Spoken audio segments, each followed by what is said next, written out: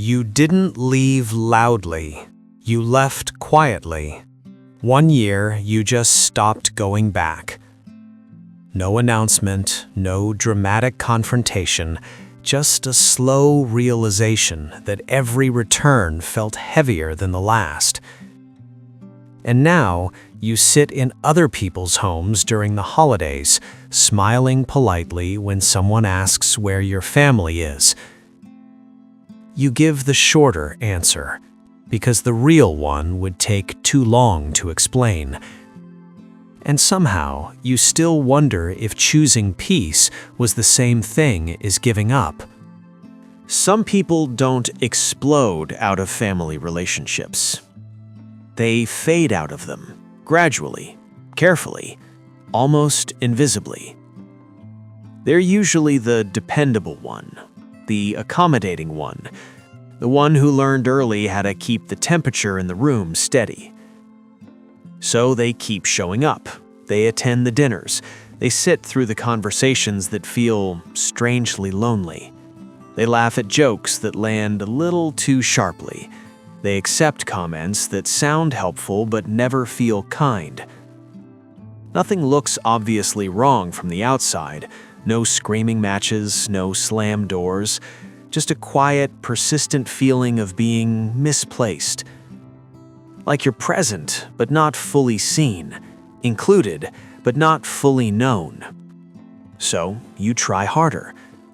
You explain yourself more clearly. You soften your tone. You become easier to be around. And for a while, it feels manageable, until one day it doesn't, until the effort of staying connected starts to feel heavier than the distance would. And the strange part is, when you finally step back, it doesn't feel dramatic. It feels quiet, like setting down a weight you forgot you were carrying. This pattern rarely begins with rebellion. It begins with adaptation. In many families, love wasn't loud or expressive. It was practical, structured, sometimes conditional. You learned that harmony mattered, respect mattered, keeping things functional mattered. So you became emotionally efficient. You sensed moods quickly, adjusted your behavior carefully, smoothed tension before it escalated.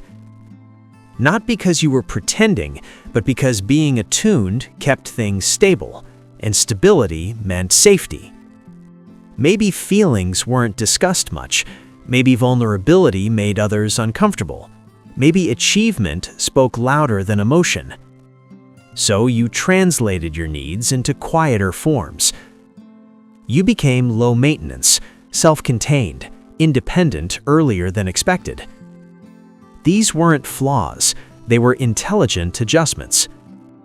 Your nervous system learned, don't create friction, don't ask for too much, don't make things harder.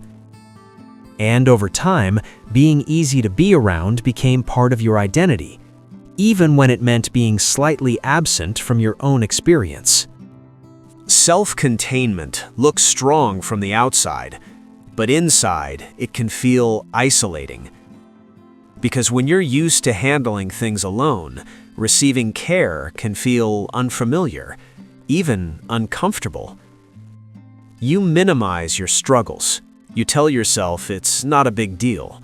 You process disappointments privately.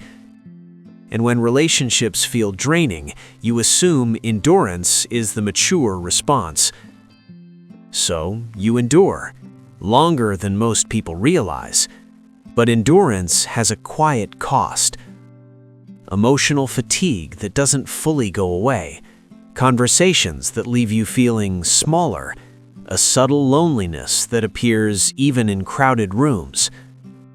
You start noticing how much energy it takes to remain agreeable, to stay calm, to avoid being difficult, to keep translating yourself into a version others accept more easily.